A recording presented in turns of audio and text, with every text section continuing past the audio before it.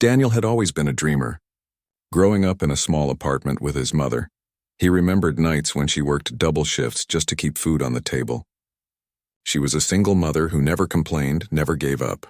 Those memories stayed with him forever. Now at 35 years old, Daniel stood in his luxury penthouse overlooking the entire city. The view was breathtaking. Bright lights sparkled below like stars on the ground. He owned a successful technology company that was worth millions of dollars. His garage had 3 expensive cars. His closet had suits that cost more than his mother used to make in 6 months. But none of that really mattered to him as much as the 2 women in his life. The first was his mother, Margaret. She was 70 years old now, and her health wasn't what it used to be. Her hands shook a little when she held her teacup. Walking had become difficult. The doctor said it was just age catching up with her, but Daniel couldn't stand seeing his strong mother becoming weak. She had given him everything. Now it was his turn to take care of her. 6 months ago, he had moved her into his penthouse. She had protested at first, saying she didn't want to be a burden. Daniel had laughed at that. A burden? The woman who raised him alone? The woman who went hungry so he could eat? Never. The second woman was his fiancée, Victoria. They had met 2 years ago at a charity event. Daniel usually hated those fancy parties, but his business partner had insisted he attend. That night changed his life. Victoria was standing near the champagne table, wearing a red dress that turned every head in the room. She was beautiful, elegant, and sophisticated. When she smiled at him, Daniel felt his heart skip. They started dating within a week. Victoria seemed perfect. She came from a good family, had studied at expensive schools, and knew how to handle herself in high society. Daniel's business required him to attend many formal events, and Victoria fit into that world naturally. She knew which fork to use at dinner, how to make small talk with boring executives, and always looked stunning in photographs. But what really made Daniel fall in love with her was how she treated his mother. When he first introduced them, Victoria had been warm and kind. She held Margaret's hand and listened to her stories. She laughed at her jokes. She even asked for her recipes. Daniel's mother had whispered to him later that night, "She's a keeper, son. Don't let this one go," so he didn't. After a year of dating, Daniel proposed. It was at the same charity event where they had met. He got down on one knee in front of everyone. Victoria said yes with tears in her eyes. The crowd applauded. Someone posted it online and it went viral. People called it the proposal of the year. The wedding was planned for 3 months away. Everything was arranged. The venue was booked at the most expensive hotel in the city. The guest list had over 300 people. Victoria's dress cost as much as a car. Daniel didn't care about the price. He just wanted her to be happy. When Margaret's health started getting worse, Victoria had surprised him with an idea. "Why don't we move your mother in with us?" She had suggested one evening. They were having dinner at an expensive restaurant. Daniel had been worried about his mother living alone. He had been thinking about hiring a full-time nurse to check on her. "Really? You'd be okay with that?" Daniel had asked, shocked. Most women wouldn't want their future mother-in-law living with them. Victoria had reached across the table and held his hand. "Daniel, your mother is going to be my mother too. I want to help take care of her. Besides, this penthouse is huge. She can have the guest wing all to herself. We'll make it comfortable for her." Daniel had felt his love for Victoria grow even stronger that night. She wasn't just beautiful and elegant. She was kind and caring too. What more could he ask for? Moving Margaret in had been easy. Daniel hired interior designers to convert the guest wing into a comfortable space for his mother. They installed safety rails in the bathroom. They got her a special bed that could adjust to different positions. They filled the room with her favorite things: photographs of Daniel as a child, her old recipe books, and a comfortable chair by the window where she could sit and look at the city. Margaret had cried when she first saw it. "It's too much, Daniel. You shouldn't spend so much on an old woman." "Mom, you're not old, and you're worth every penny and more," he had replied, hugging her tight. Victoria had stood in the doorway, smiling. "We want you to be comfortable here, Margaret. This is your home now." For the first few weeks, everything seemed wonderful. Daniel would come home from work to find Victoria and his mother watching old movies together. They would be laughing at some scene, sharing popcorn. Victoria would tell him about their day, how they had looked through old photo albums or tried out a new recipe together. Daniel's mother seemed happy. She smiled more. She ate well. She even started doing some light exercises that Victoria had researched online. Daniel felt blessed. His business was successful, his mother was taken care of, and he was about to marry the woman of his dreams. His friends were jealous. "How did you get so lucky?" they would ask. "A successful business, a gorgeous fiancé who's also kind? You hit the jackpot, man." Daniel would just smile. He knew he was lucky. Sometimes he would catch himself just watching Victoria as she helped his mother with something small, like finding her reading glasses or bringing her a cup of tea. Those little moments meant everything to him. The only downside was his travel schedule. Daniel's business required him to fly to different cities often, sometimes for a week at a time. He had to meet with investors, check on different branches of his company, and attend conferences. He hated leaving his mother, but Victoria always reassured him. "Don't worry about anything," she would say at the airport. "I'll take good care of her. You focus on your business. We'll be fine," and they always seemed fine. When Daniel would video call from whatever city he was in, his mother would be smiling. Victoria would wave at the camera from the background, always cheerful. Everything looked perfect. Daniel had no reason to doubt anything. Why would he? The woman he loved was taking care of the woman who had raised him. His life had finally come together exactly how he had always dreamed it would. He remembered his childhood, eating cheap noodles for dinner, wearing second-hand clothes to school. He remembered promising his mother that one day when he grew up, he would give her everything. He would buy her a big house. She would never have to work again. She would live like a queen. Now he had kept that promise. His mother lived in luxury. She had everything she needed. And Victoria was there to help her with anything she couldn't do on her own. As Daniel packed his suitcase for another business trip to Singapore, he felt content.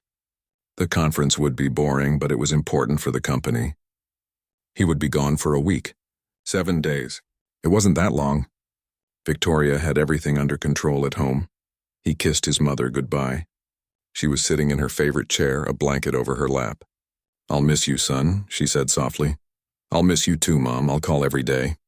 And I'll bring you back that special tea you like." Victoria walked him to the door. She straightened his tie and smiled. "Have a safe flight. Don't worry about anything here. I know. Thank you for everything, Victoria. I'm so lucky to have you." She kissed him goodbye. Daniel left feeling grateful and blessed. He had no idea that everything he believed was built on lies. He had no idea what really happened when he walked out that door. He had no idea that the woman he trusted was hiding a dark secret that would shatter his perfect life into 1,000,000 pieces. Sometimes the worst betrayals come from the people we trust the most. And Daniel was about to learn that lesson in the most painful way possible. Daniel hated business conferences. They were always the same. Boring speeches, fake smiles, and too much small talk. But this conference in Singapore was important. Major investors would be there. His company needed to make new connections, so he went, even though he would rather be home. The first day was exhausting. Daniel sat through 6 presentations about technology trends and market analysis. His mind kept drifting back home. He wondered what his mother was doing. Was she comfortable? Was Victoria taking good care of her? He knew he was probably worrying too much, but he couldn't help it. That evening, he called home using video chat. Victoria answered, looking beautiful as always. Her hair was perfect. Her makeup was done. She was smiling brightly. "Hi, honey. How's Singapore?" she asked cheerfully. "Boring as expected. How's everything there? Can I talk to Mom?" "Oh, she's sleeping right now. She had a big lunch and got tired. You know how she gets sleepy in the afternoons?" Daniel nodded. That was true. His mother did nap after lunch most days. "Okay, don't wake her. Just tell her I called. I'll try again tomorrow." "Will do. Love you." "Love you too." The call ended. Daniel felt a small pang of disappointment. He really wanted to see his mother's face, but she needed her rest. He pushed the feeling aside and went to a dinner meeting with some boring executives. The second day of the conference started early. Daniel was sitting in the main hall, half listening to a speaker drone on about artificial intelligence when his phone buzzed. It was his business partner, Kevin. "Hey, did you hear? The keynote speaker got food poisoning. They're canceling the main events for tomorrow and the day after. Conference is basically over." Daniel's heart jumped. "Seriously?"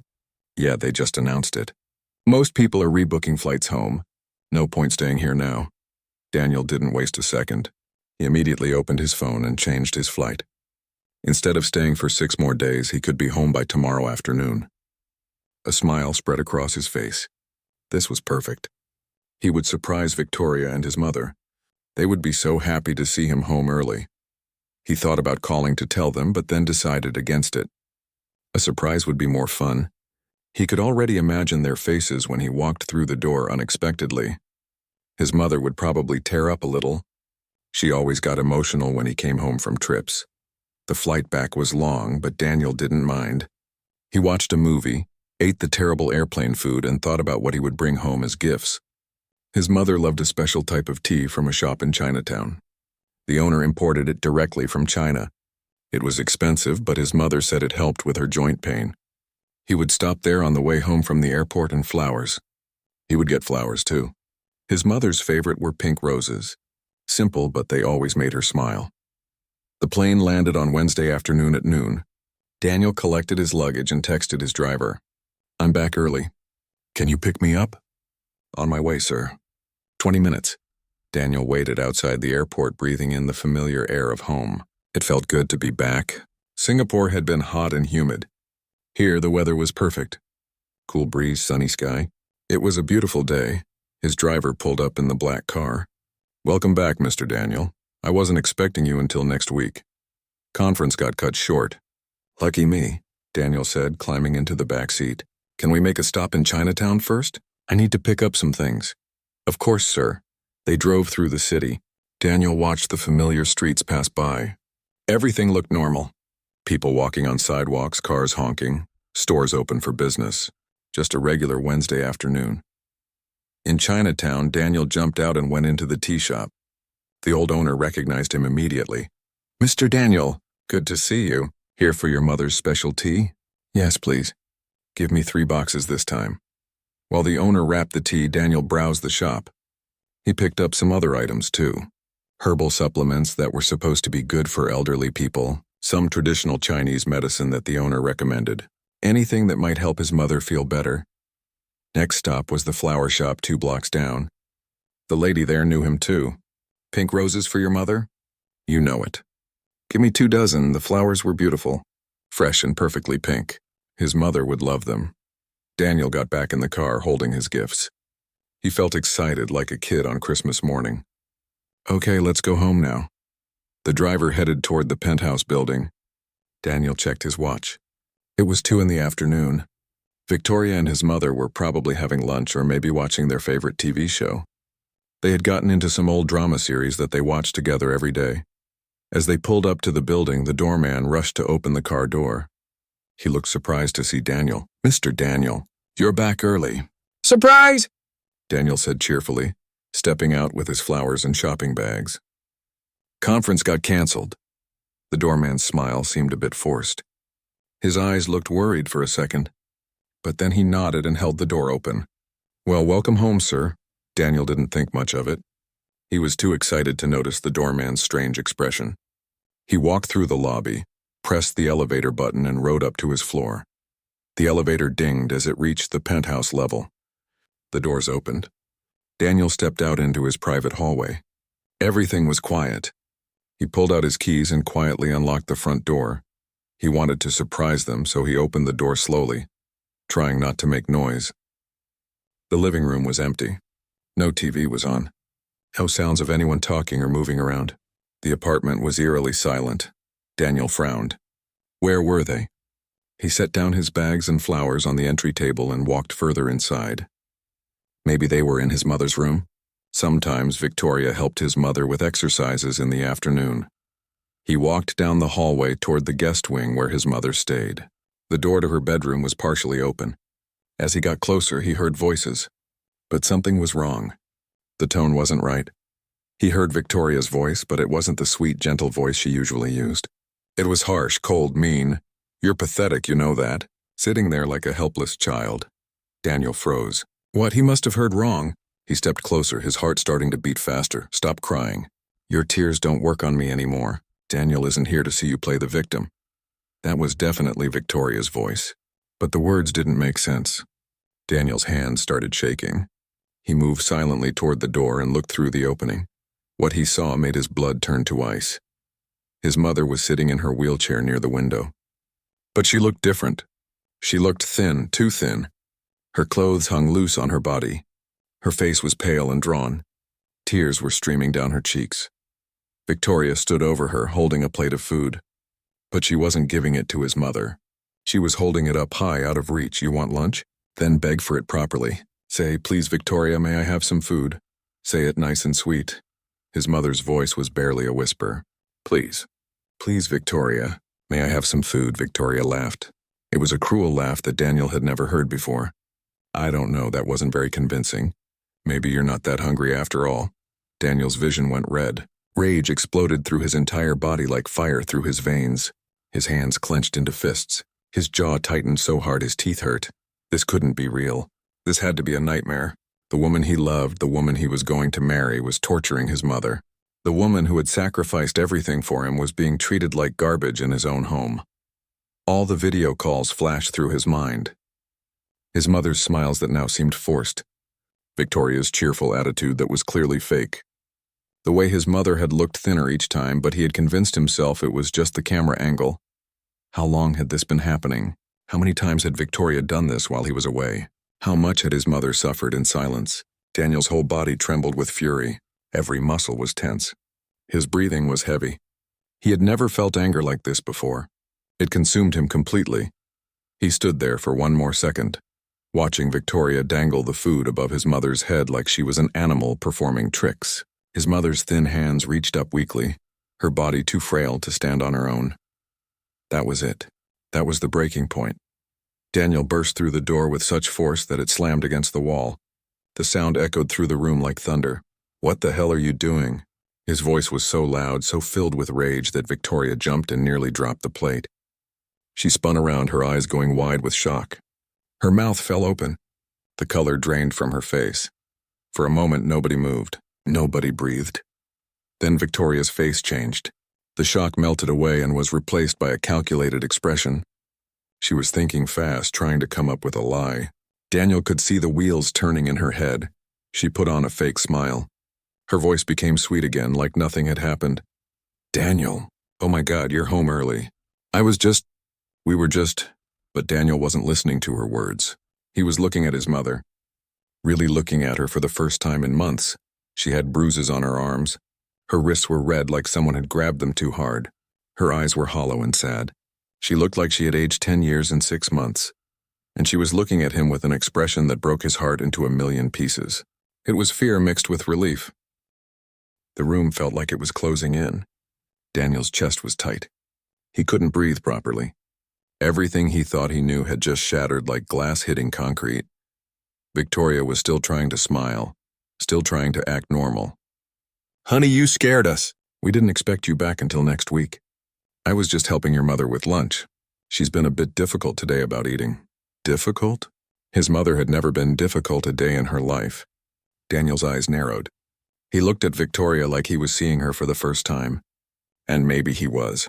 Maybe he had been blind this whole time. "Put the plate down," he said quietly. His voice was low and dangerous. Victoria's smile flickered.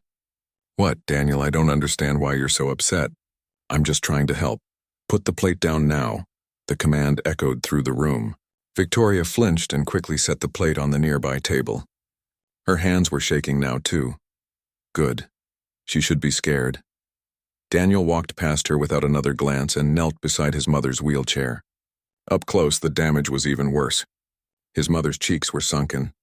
Her skin looked papery and thin. Dark circles shadowed her eyes. This wasn't just normal aging. This was neglect. This was abuse. "Mom," he whispered, taking her frail hands in his. They felt so light, like bird bones. "Mom, look at me." Margaret's eyes met his. Those eyes that had always been so strong, so full of life, now looked broken. Tears spilled down her wrinkled cheeks. "I'm so sorry," she whispered. "I'm so sorry, Daniel." "Sorry? Mom, why are you apologizing? You did nothing wrong." Daniel's own eyes were burning with tears now. He fought to keep his voice steady. "How long? How long has this been happening?" His mother's lips trembled. She glanced at Victoria, fear flashing across her face. Daniel turned his head sharply toward his fiancée. "Get out. Get out of this room right now." Daniel, please, let me explain. Get out! Victoria stumbled backward, shocked by his fury. She had never seen him like this. Nobody had. Daniel was usually calm, controlled, professional. But right now he was a volcano erupting after years of pressure building up inside. Victoria quickly left the room, closing the door behind her. Daniel could hear her pacing in the hallway outside. He turned back to his mother. She's gone now. It's just us. Please, Mom, tell me everything. Tell me the truth. Margaret closed her eyes. More tears leaked out. When she spoke, her voice was so quiet Daniel had to lean in close to hear. It started the first week I moved in. Daniel's heart sank. The first week? That was 6 months ago. 6 months of suffering while he had been completely clueless. At first it was just small things, Margaret continued. She would forget to bring me meals. Or she'd bring food, but it would be cold or spoiled. I thought maybe she was just busy, just forgetful. I didn't want to complain. Daniel squeezed her hands gently, encouraging her to continue. Then it got worse. She started saying mean things when you weren't around. Called me names. Said I was a burden. Said I was ruining her life with you. Margaret's voice broke. She said once you two were married, she'd make sure I was sent away to the cheapest nursing home she could find. Somewhere far away where you'd never visit. Rage built up inside Daniel again. He wanted to storm out of the room and confront Victoria right now. But his mother needed him more. He forced himself to stay calm and listen. She would hide my medication, Margaret went on. I'd ask for my pills and she'd say she forgot where she put them. Sometimes I'd go days without my heart medication. I got so dizzy I'd fall. That's how I got these bruises. Daniel looked at the bruises on her arms again. He felt sick to his stomach. When you'd video call, she'd make me smile and act normal. She'd stand behind the phone where you couldn't see her, and she'd mouth threats at me. Said if I ever told you the truth, she'd make sure I'd regret it. Said she'd hurt me worse. Said she'd convince you I was losing my mind and make you put me in a mental facility. Oh God, Mom. Daniel's voice cracked. A tear rolled down his cheek. Why didn't you find a way to tell me? You could have called when she wasn't around. You could have sent me a message. Margaret shook her head sadly. She took my phone away. Said I was too old to use it properly, that I might break it. She'd only give it back when you called. And she'd stand right there watching me the whole time. I tried to hint at things, tried to show you I wasn't okay, but you were so busy with work. And she was so good at pretending everything was fine. Daniel felt like his heart was being ripped out of his chest. His mother had been crying for help in her own way, and he had been too blind to see it. Too focused on his business, on his success, on his perfect life that was actually rotting from the inside. The food thing started about 2 months ago, Margaret continued. She'd make me beg for meals. Sometimes she wouldn't feed me all day. She said I was too fat, that I needed to lose weight. But look at me, Daniel. I'm skin and bones, she was right. His mother had probably lost 30 pounds. Maybe more. How had he not noticed? The video calls. The camera angles. Victoria always positioning the phone so his mother looked normal. It was all calculated. All planned. She'd leave me in wet clothes for hours after bathroom accidents. I can't walk to the bathroom by myself anymore. I'd call for help and she'd ignore me. Or she'd come and yell at me, call me disgusting. Margaret's whole body was shaking now with sobs. I felt so helpless, Daniel. So alone. I just wanted my son back. But I was so scared she'd hurt me more if I told you. Daniel pulled his mother into a gentle hug, careful not to hurt her fragile body. He held her while she cried. His own tears were flowing freely now. I'm here now, Mom. I'm here, and I'm never going to let anyone hurt you again. Never. I promise you. They stayed like that for several minutes. Daniel let his mother cry out all the pain and fear she'd been holding inside for months. He whispered reassurances, told her over and over that she was safe now. When Margaret finally pulled back, she looked exhausted.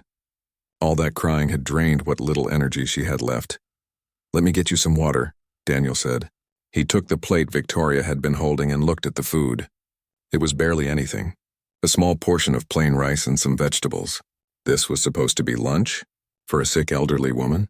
It wasn't nearly enough nutrition. He went to the small fridge he'd installed in his mother's room for her medications. Inside was nothing. No juice, no drinks, nothing. He checked the bathroom. The medication cabinet was nearly empty. Pill bottles were missing. The weekly pill organizer he'd set up was completely empty. Daniel's jaw clenched. Every detail confirmed what his mother had told him. This wasn't just cruelty. This was systematic abuse. Victoria had been slowly starving and neglecting his mother for months. He got water from the bathroom tap and helped his mother drink. She gulped it down like she'd been thirsty for days. She probably had been. "When was the last time you ate a proper meal?" he asked. Margaret thought about it. "I don't remember, maybe a week ago? When you called that one evening unexpectedly. She had to quickly make me something so you wouldn't suspect anything." A week. His mother hadn't eaten a proper meal in a week. Daniel stood up. His sadness was transforming back into rage. But this time it was controlled, cold, calculated. He knew exactly what he needed to do.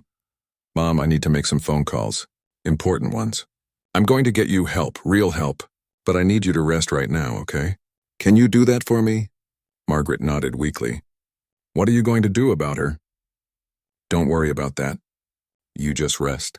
Everything is going to be okay now." Daniel helped his mother lie down on her bed. He covered her with a soft blanket and kissed her forehead like she used to do for him when he was a child and sick. "I love you, Mom. I'm so sorry I wasn't here to protect you." "I love you too, son. I'm just glad you know the truth now." Daniel made sure she was comfortable, then stepped out of the room.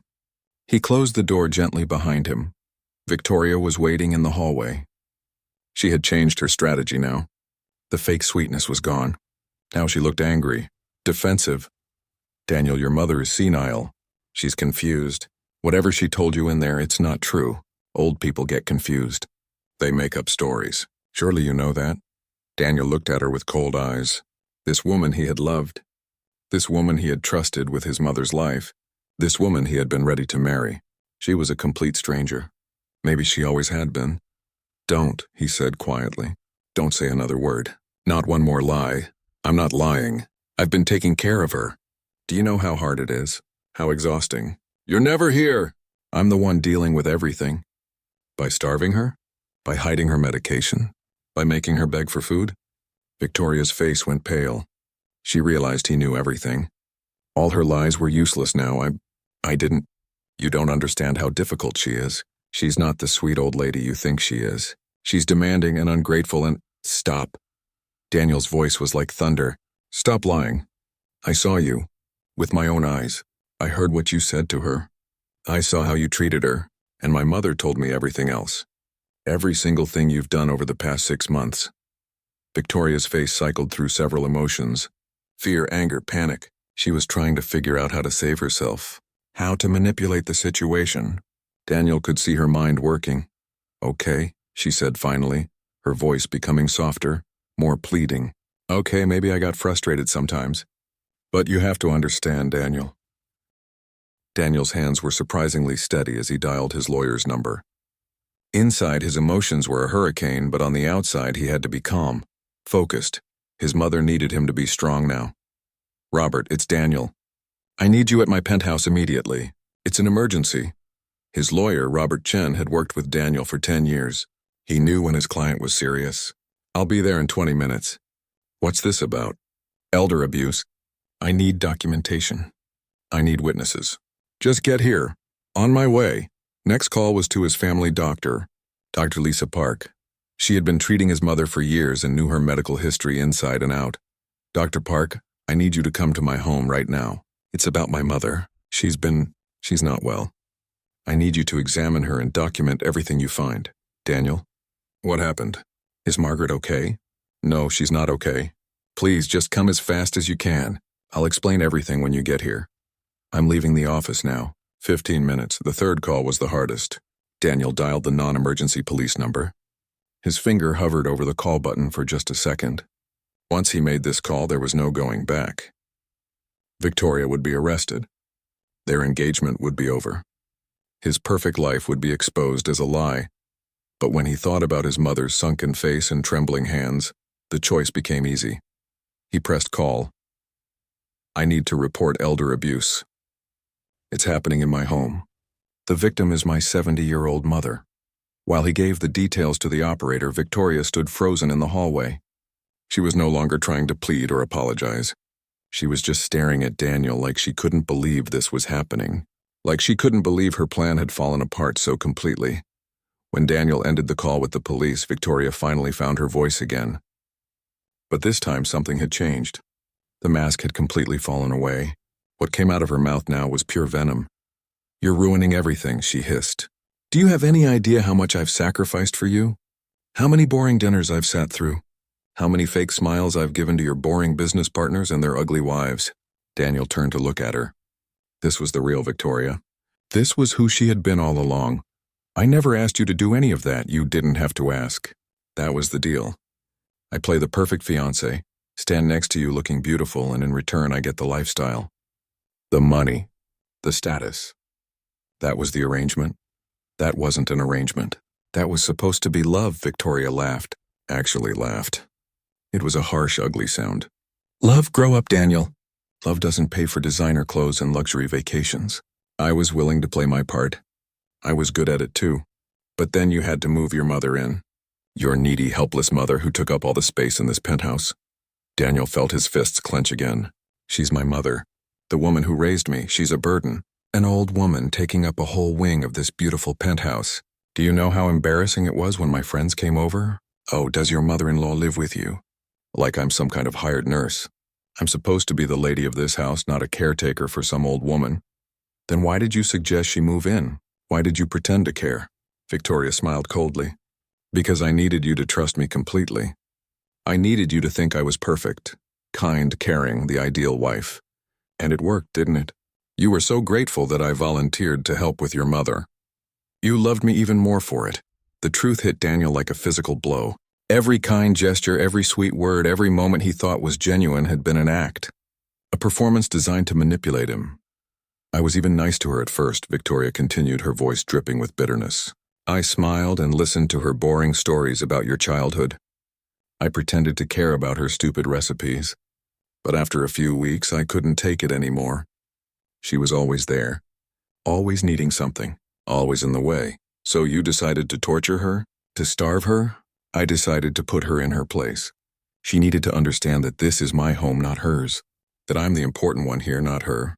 Every time you left for a business trip, I made sure she knew exactly where she stood. Daniel couldn't believe what he was hearing. There wasn't even a hint of remorse in Victoria's voice. No shame, no guilt, just anger that her scheme had been discovered.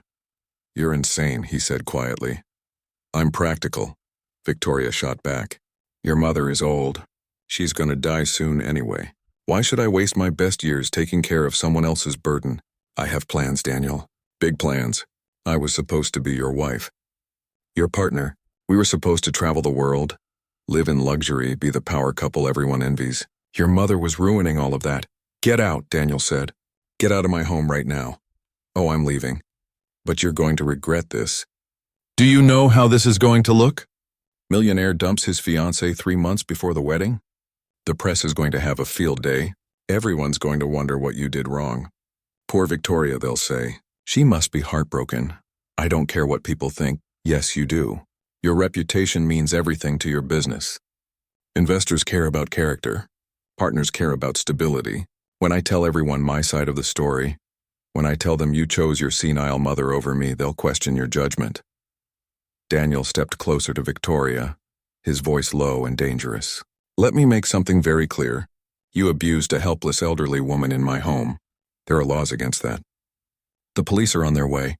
By the end of today, you'll be in handcuffs. So go ahead and tell your story to whoever you want. I'll let the evidence speak for itself. For the first time, real fear flashed across Victoria's face. She had miscalculated badly. She had thought she could still manipulate the situation, still play the victim. But Daniel was done being manipulated. The doorbell rang. Daniel went to answer it. His lawyer, Robert, stood there with his briefcase looking serious and professional. Robert, thank you for coming so fast. Come in. Robert entered and immediately assessed the situation. He saw Victoria standing in the hallway looking furious. He saw Daniel's tense posture and angry eyes. Years of being a lawyer had taught him to read a room quickly. Where's your mother? He asked Daniel. In her room. She's resting. The doctor will be here soon to examine her. Good. I'll need to interview her as well, document everything she tells me. But first, let me ask you some questions. They went into Daniel's home office while Victoria remained in the hallway. Daniel told Robert everything. What he had witnessed. What his mother had told him. The months of systematic abuse and neglect. Robert took notes, his face growing darker with each detail. This is serious, Daniel. Elder abuse is a felony in this state. With the evidence you're describing, we could be looking at multiple charges. Good. I want her prosecuted to the full extent of the law. I need to warn you, this is going to get messy. These cases always do. She'll get a lawyer. They'll try to discredit your mother's testimony, claim she's confused or senile. They might even try to paint you as the negligent one for leaving your mother alone with someone you weren't married to. I don't care. Whatever it takes. My mother has been suffering for 6 months because I was too blind to see the truth. I'm not letting Victoria walk away from this. Another doorbell ring. This time it was Dr. Park, carrying her medical bag. Daniel let her in and led her to his mother's room. Margaret, it's Dr. Park, Daniel called me. He's very worried about you. Margaret was still lying in bed, looking small and frail under the blanket. When she saw the doctor, fresh tears came to her eyes. Dr. Park, she whispered. I'm so glad you're here. Dr. Park sat on the edge of the bed and took Margaret's hand. She immediately noticed how thin it was. Her professional eye took in the bruises, the weight loss, the overall deterioration. Margaret, I need to examine you. Is that okay? I need to check everything and take some notes. Daniel's lawyer is here too. We're going to document what's been happening to you. Will it help Daniel? Will it prove I'm not lying? Yes, honey. It will help very much. Now let's get started. For the next 30 minutes, Dr. Park conducted a thorough examination. She checked Margaret's vital signs, looked at every bruise and mark on her body, examined her for signs of malnutrition and dehydration. She asked gentle questions about symptoms, about what had been happening, about the last time she'd eaten properly or received her medications. Robert stood in the corner, taking detailed notes. He photographed the bruises with Margaret's permission. He wrote down every symptom Dr. Park mentioned. When the examination was finished, Dr. Park's face was grim. She motioned for Daniel and Robert to step outside the room for a moment. This is one of the worst cases of elder neglect I've seen, she said quietly. Margaret has lost at least 35 pounds.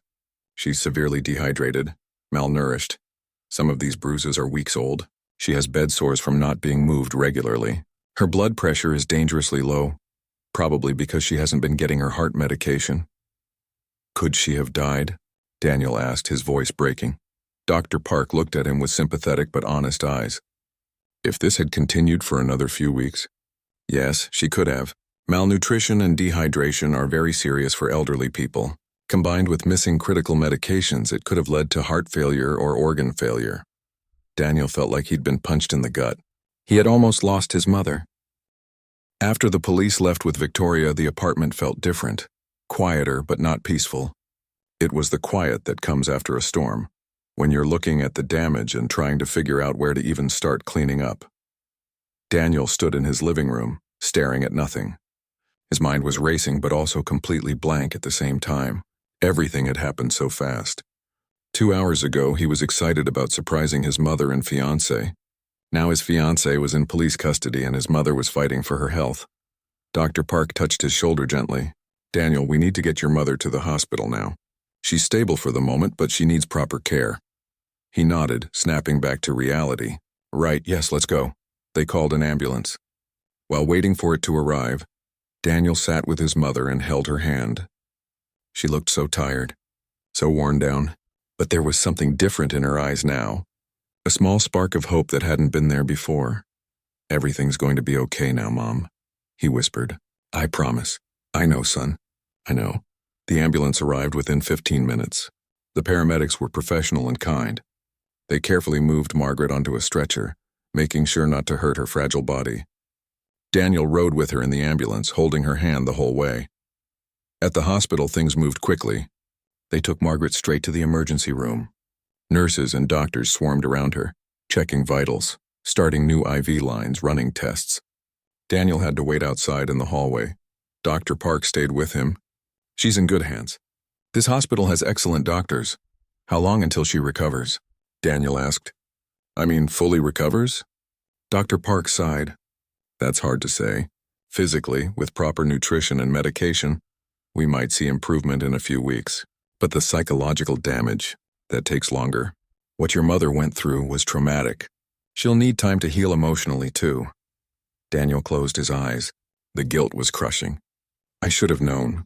I should have seen the signs. Don't do that to yourself. Abusers are very good at hiding what they do. Victoria clearly knew how to manipulate the situation. You came home as soon as you could once you realized something was wrong. That's what matters, but it didn't feel like enough. Daniel had failed to protect the one person who had always protected him. That knowledge sat heavy in his chest like a stone. Robert, his lawyer, had followed them to the hospital. He sat down next to Daniel in the waiting area. The police called. They're officially charging Victoria with multiple counts of elder abuse and neglect. She's being held pending bail hearing. Will she get bail? Possibly. Depends on the judge. But even if she does, there will be a restraining order. She won't be allowed anywhere near you or your mother. Good. There's something else, Robert continued carefully. The prenuptial agreement you signed. It's going to save you a lot of trouble. Since you never actually married, Victoria has no legal claim to your assets. She can't take anything from you. Daniel hadn't even thought about that. Money seemed so unimportant right now. I don't care about the money. I just want her to pay for what she did. She will. The evidence is overwhelming. Dr. Park's medical report alone is damning. Plus your eyewitness testimony of what you saw. Your mother's statement. The police found evidence in the apartment too. Empty medication bottles hidden in Victoria's room. Text messages on her phone to her friends complaining about your mother. She was sloppy. Because she never thought she'd get caught, Daniel said bitterly. She thought she had me completely fooled. Well, she was wrong. A doctor came out to update them. Margaret was stable. They were admitting her for at least a week, maybe longer. They needed to get her strength back up, regulate her medications, and make sure there was no permanent damage to her organs from the malnutrition. Daniel was allowed to go see her once they moved her to a regular room. She was hooked up to several machines, but she looked more comfortable now. The hospital bed was better than the one at home. The room was clean and bright. Nurses checked on her regularly. How are you feeling, Mom? Better. The IV fluids are helping. I can think more clearly now. She reached for his hand. I'm sorry I didn't tell you sooner. I was so scared. You have nothing to apologize for, nothing. This is all on Victoria. And on me for not being more observant. You're a good son, Daniel. You work hard. You've given me more than I ever dreamed possible. Don't blame yourself for trusting someone you loved.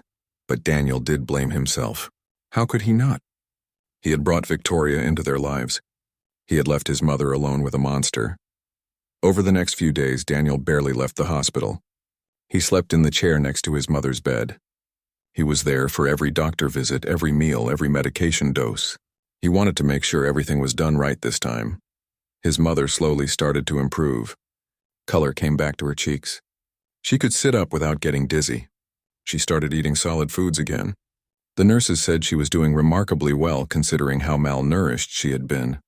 But the psychological effects were harder to see. Sometimes Margaret would wake up from nightmares crying. She'd flinch when nurses came into the room too quickly. She'd apologize constantly for being a burden, even though everyone told her she wasn't. The hospital had a therapist come talk to her, someone who specialized in trauma and elder abuse. Daniel sat in on the first session. What Victoria did to you was not your fault, the therapist said gently. Abuse is never the victim's fault. You did nothing to deserve that treatment. But I was such a burden on them, Margaret said. I can't walk well. I need help with everything. Maybe I made her frustrated. Even if caring for you was difficult, that doesn't give anyone the right to abuse you. There are proper ways to handle caregiver stress. What Victoria did was criminal. Do you understand that? Margaret nodded slowly. Understanding it intellectually and believing it emotionally were two different things. This would take time. While his mother was recovering in the hospital, Daniel had to deal with the aftermath at home. He couldn't go back to that penthouse. Every room reminded him of Victoria's lies. Every corner held a memory that was now tainted. He called a real estate agent. I need to sell my penthouse. As fast as possible. The market's good right now, the agent said. With your location and the renovations you've done, we could get top dollar. But these things take time, maybe 3 to 6 months. I don't have 6 months. I'll take less money if it means selling faster. Within 2 weeks, he had an offer. A young couple with more money than sense fell in love with the view. They didn't care about the history. They didn't know what had happened there. To them, it was just a beautiful penthouse. Daniel accepted their offer immediately. He sold it furnished. He didn't want any of that furniture, those decorations, those reminders. Let the new owners have it all.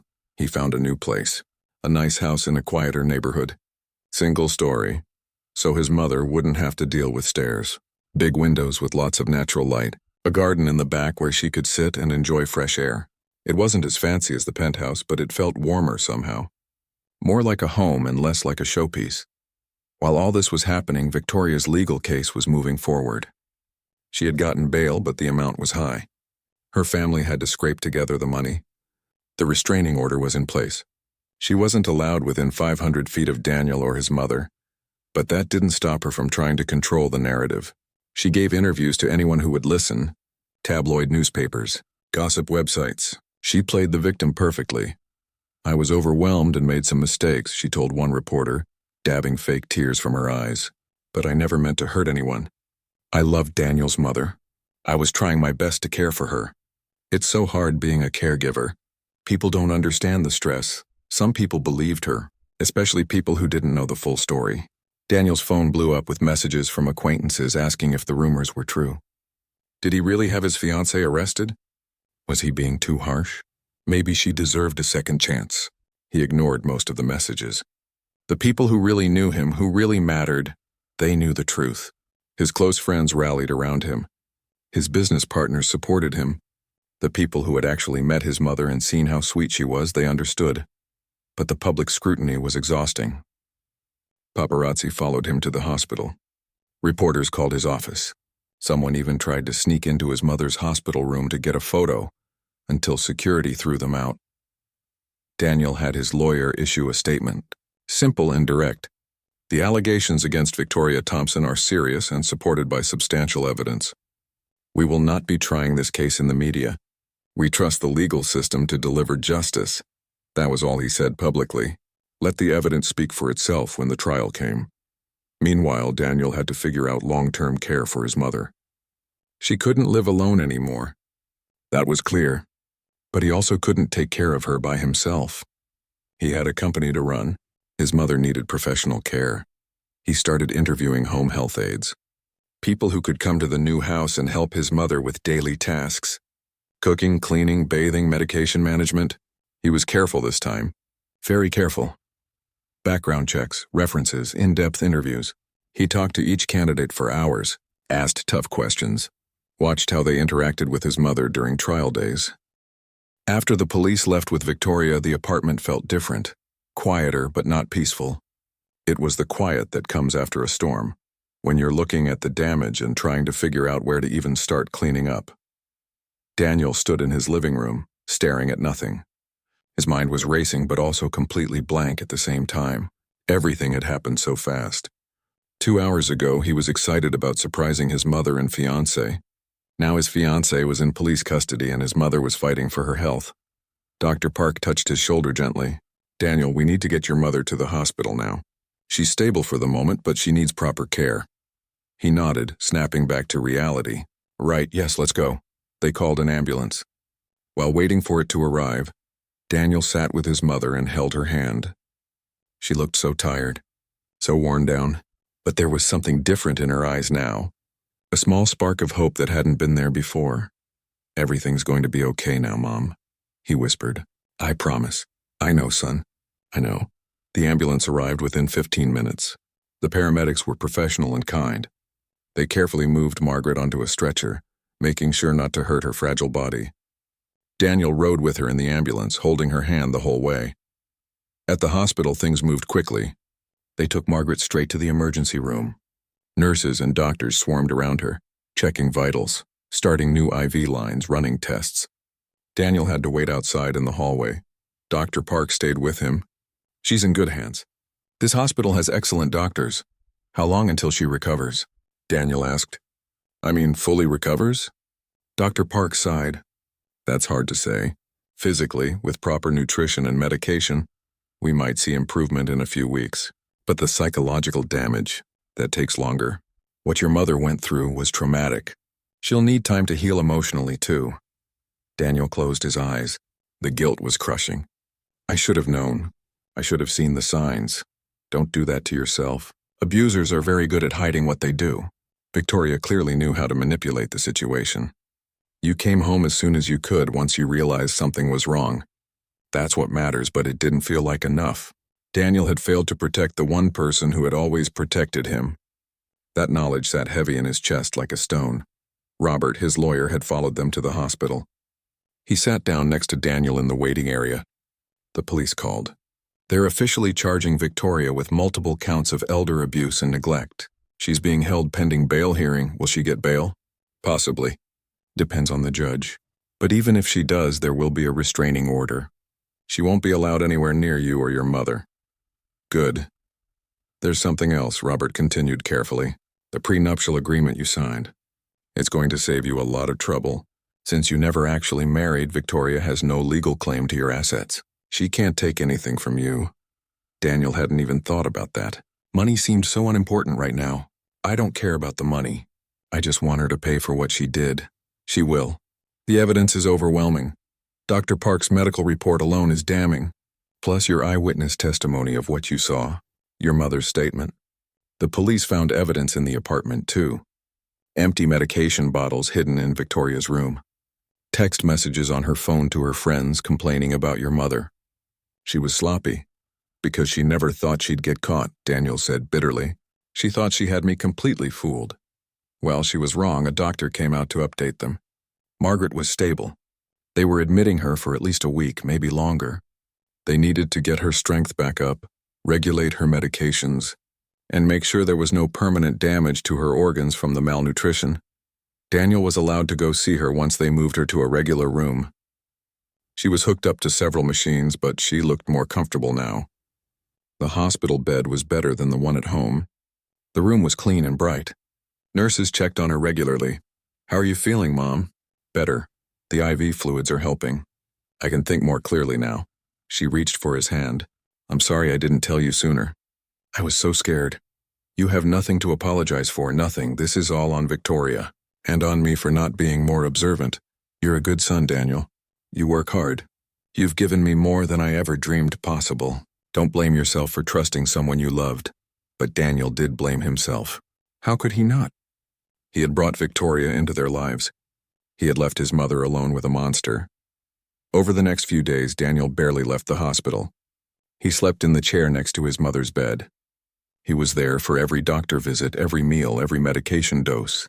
He wanted to make sure everything was done right this time. His mother slowly started to improve.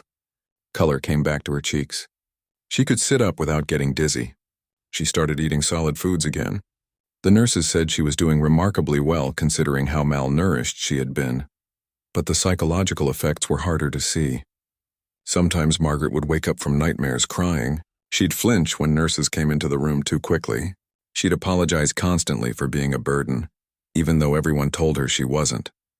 The hospital had a therapist come talk to her, someone who specialized in trauma and elder abuse. Daniel sat in on the first session. What Victoria did to you was not your fault, the therapist said gently. Abuse is never the victim's fault. You did nothing to deserve that treatment. But I was such a burden on them, Margaret said. I can't walk well. I need help with everything. Maybe I made her frustrated. Even if caring for you was difficult, that doesn't give anyone the right to abuse you. There are proper ways to handle caregiver stress. What Victoria did was criminal. Do you understand that? Margaret nodded slowly. Understanding it intellectually and believing it emotionally were two different things. This would take time. While his mother was recovering in the hospital, Daniel had to deal with the aftermath at home. He couldn't go back to that penthouse. Every room reminded him of Victoria's lies. Every corner held a memory that was now tainted. He called a real estate agent. I need to sell my penthouse. As fast as possible. The market's good right now, the agent said. With your location and the renovations you've done, we could get top dollar. But these things take time, maybe 3 to 6 months. I don't have 6 months. I'll take less money if it means selling faster. Within 2 weeks, he had an offer. A young couple with more money than sense fell in love with the view. They didn't care about the history. They didn't know what had happened there. To them, it was just a beautiful penthouse. Daniel accepted their offer immediately. He sold it furnished. He didn't want any of that furniture, those decorations, those reminders. Let the new owners have it all. He found a new place. A nice house in a quieter neighborhood. Single story. So his mother wouldn't have to deal with stairs. Big windows with lots of natural light. A garden in the back where she could sit and enjoy fresh air. It wasn't as fancy as the penthouse, but it felt warmer somehow. More like a home and less like a showpiece. While all this was happening, Victoria's legal case was moving forward. She had gotten bail, but the amount was high. Her family had to scrape together the money. The restraining order was in place. She wasn't allowed within 500 feet of Daniel or his mother, but that didn't stop her from trying to control the narrative. She gave interviews to anyone who would listen, tabloid newspapers, gossip websites. She played the victim perfectly. "I was overwhelmed and made some mistakes," she told one reporter, dabbing fake tears from her eyes. "But I never meant to hurt anyone. I loved Daniel's mother. I was trying my best to care for her. It's so hard being a caregiver. People don't understand the stress. Some people believed her, especially people who didn't know the full story." Daniel's phone blew up with messages from acquaintances asking if the rumors were true. Did he really have his fiancée arrested? Was he being too harsh? Maybe she deserved a second chance. He ignored most of the messages. The people who really knew him, who really mattered, they knew the truth. His close friends rallied around him. His business partners supported him. The people who had actually met his mother and seen how sweet she was, they understood. But the public scrutiny was exhausting. Paparazzi followed him to the hospital. Reporters called his office. Someone even tried to sneak into his mother's hospital room to get a photo, until security threw them out. Daniel had his lawyer issue a statement, simple and direct. The allegations against Victoria Thompson are serious and supported by substantial evidence. We will not be trying this case in the media. We trust the legal system to deliver justice. That was all he said publicly. Let the evidence speak for itself when the trial came. Meanwhile, Daniel had to figure out long-term care for his mother. She couldn't live alone anymore. That was clear. But he also couldn't take care of her by himself. He had a company to run. His mother needed professional care. He started interviewing home health aides.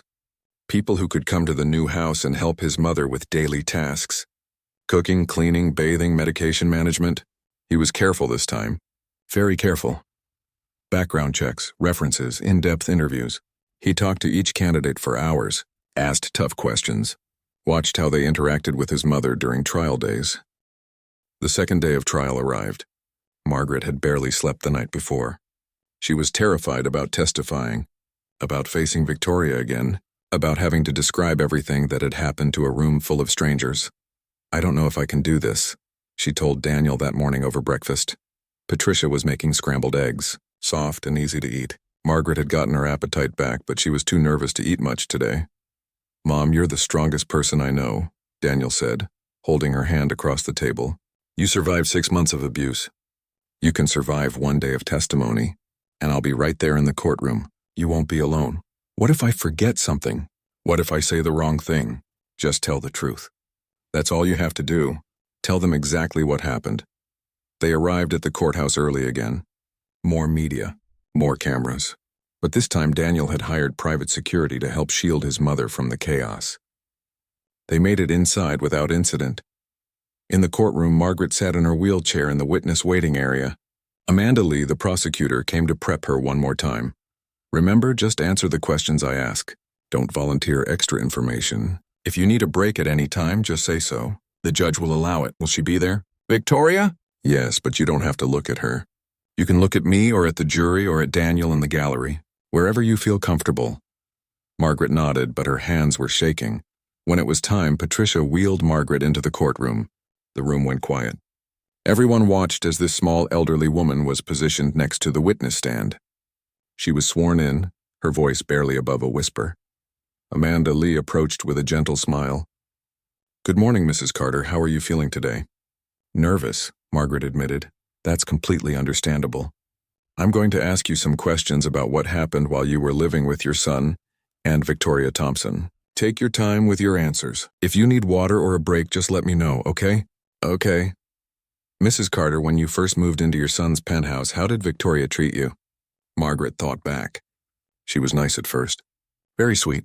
She'd sit with me and watch TV, ask me about recipes, listen to my stories about Daniel as a boy. When did that change? About a week after I moved in.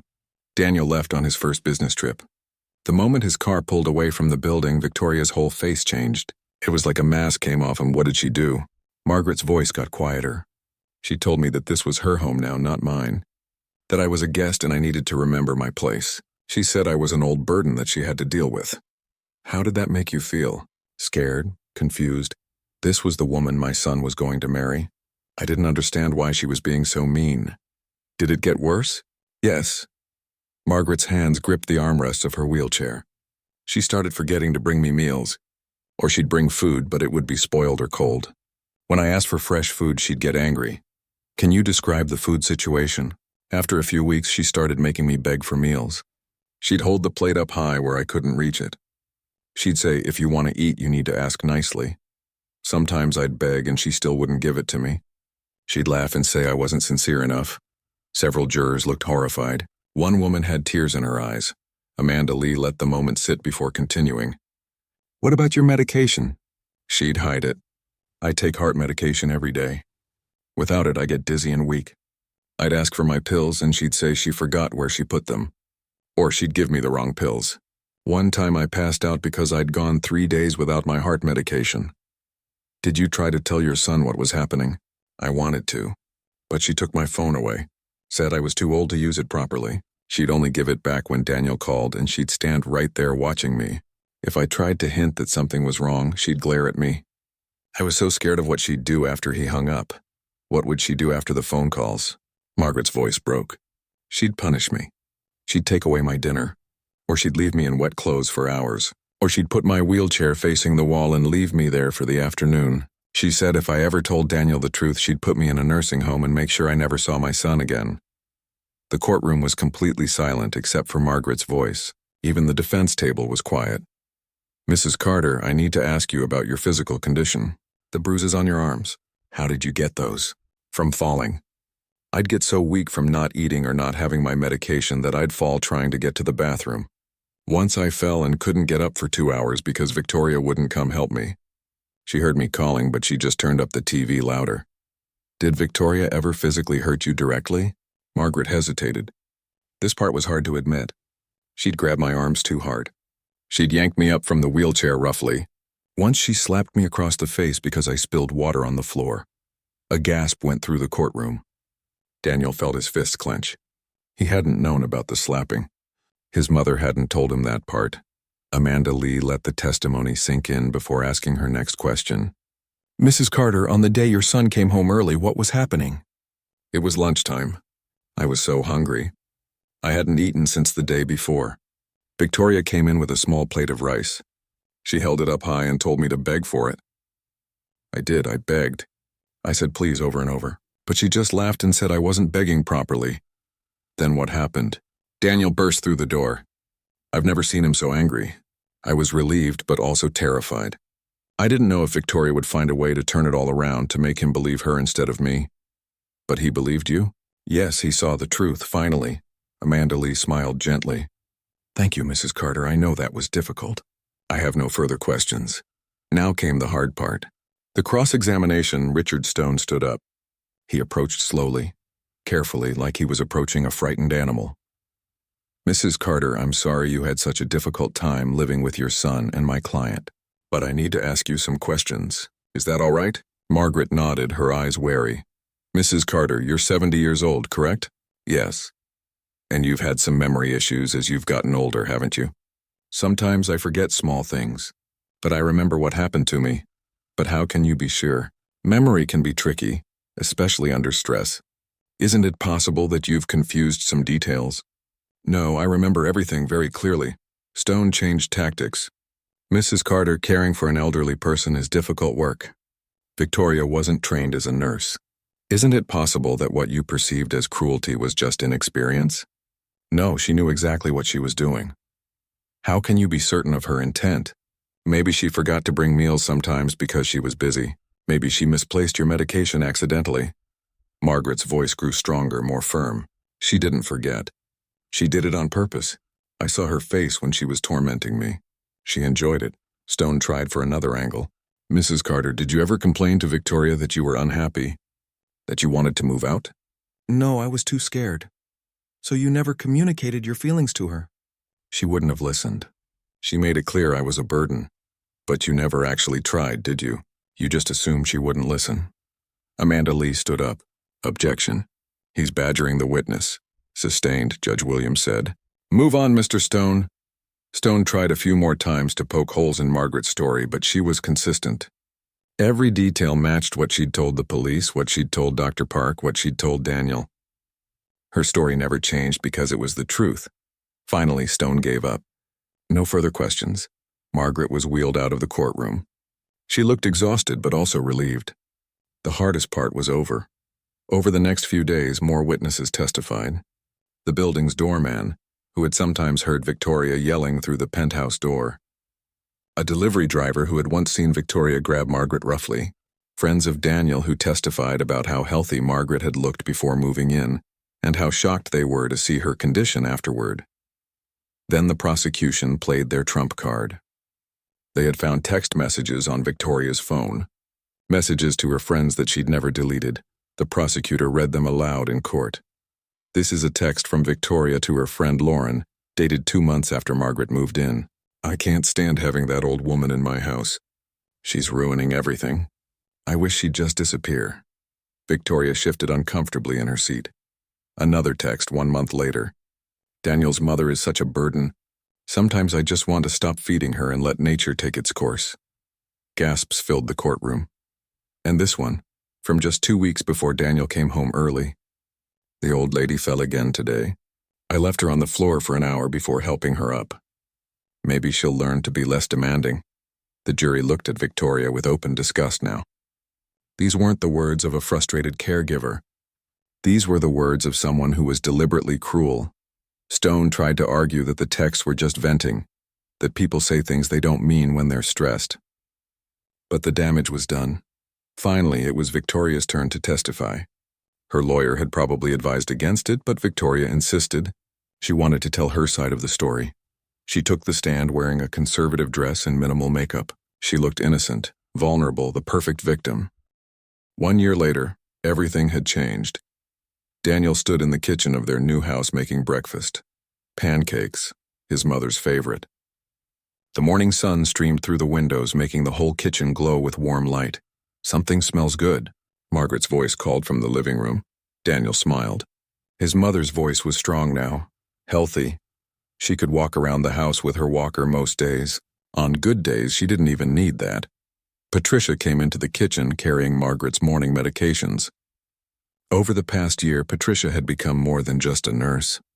She was part of the family now. She and Margaret had become genuine friends. They did puzzles together, watched old movies, traded recipes. Your mother's in a good mood today, Patricia said with a smile. She's been telling me stories about your teenage years. Daniel groaned. Oh no, which stories? Something about you trying to dye your hair blonde and it turning orange? I was 15 and wanted to impress a girl. We don't talk about that, they both laughed. The house felt warm, full of life, full of love.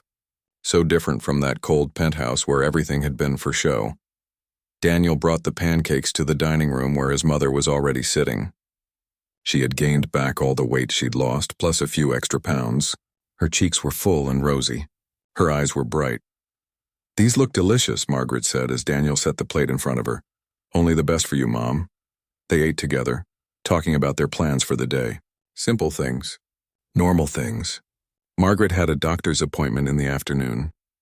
Daniel had a meeting with his business partner. Patricia wanted to take Margaret to the botanical gardens if the weather held. After breakfast, Daniel helped his mother to the back porch. She liked to sit outside in the mornings with her tea, watching the birds in the garden. I never thought I'd feel safe again, Margaret said quietly as they sat together.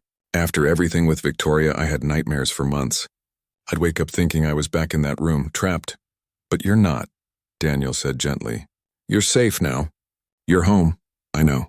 And the therapy has helped so much. Dr. Stevens is wonderful. Margaret had been seeing a therapist who specialized in trauma. Slowly, week by week, she was healing, not just physically but emotionally too. The nightmares were less frequent now. The fear was fading.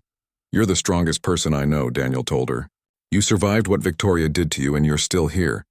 Still smiling. Still making terrible jokes, Margaret laughed. My jokes aren't terrible. Mom, yesterday you asked Patricia why the Scarecrow won an award. Because he was outstanding in his field. That's terrible. It's a classic. They sat in comfortable silence for a while, just enjoying the morning. A year ago, Daniel couldn't have imagined feeling this peaceful, but here they were. His phone buzzed. It was Kevin, his business partner. "Hey man, just confirming our meeting today. 2 o'clock? Yeah, I'll be there. How's your mom doing?" "She's great. Really great. Good to hear. See you later." Daniel had made major changes to his work life over the past year. He no longer traveled constantly. He'd promoted talented people in his company to handle the trips he used to take. He worked from home 3 days a week. His business was still successful, maybe more successful than before, but now it didn't consume his entire life. He'd learned the hard way what really mattered. Money was nice. Success was nice. But family was everything. Around mid-morning, the doorbell rang. Daniel answered it to find an elderly woman standing there with a younger woman beside her. "Can I help you?" The younger woman spoke. "Hi, my name is Jennifer. This is my grandmother, Helen. We read about your case in the news, about what happened to your mother, and we were wondering if we could talk to you."